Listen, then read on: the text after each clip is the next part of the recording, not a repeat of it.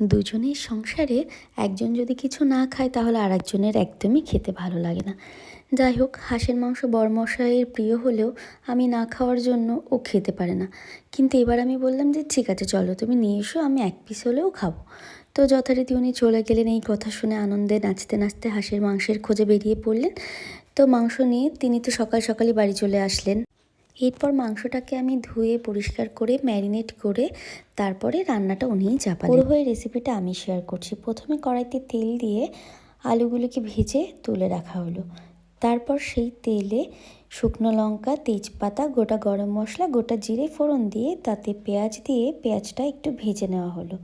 ভেজে নেওয়া পেঁয়াজের মধ্যে আদা রসুন বাটা এবং কাঁচা লঙ্কা বাটা দিয়ে একটু কষিয়ে নেওয়া হলো। এরপর আদা রসুন বাটা এবং কাঁচা লঙ্কা বাটা আর গরম মশলা দিয়ে ম্যারিনেট করে রাখা মাংসটাকে পেঁয়াজের মধ্যে দিয়ে দেওয়া হলো এবং ভালো করে কষতে থাকলো। এবং দেখো কত জল ছাড়ছে মাংসটা দিয়ে। তো জল ছাড়তে ছাড়তে গ্যাসের আঁচটা বাড়িয়ে দিয়ে তারপর একটু কষিয়ে নেওয়ার পরে গ্যাসের আঁচটা কমিয়ে একটু ঢাকা দিয়ে দেওয়া হলো।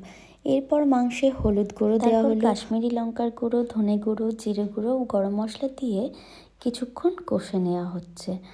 তো দেখো পরপর মশলাগুলো সব দেয়া হয়েছে।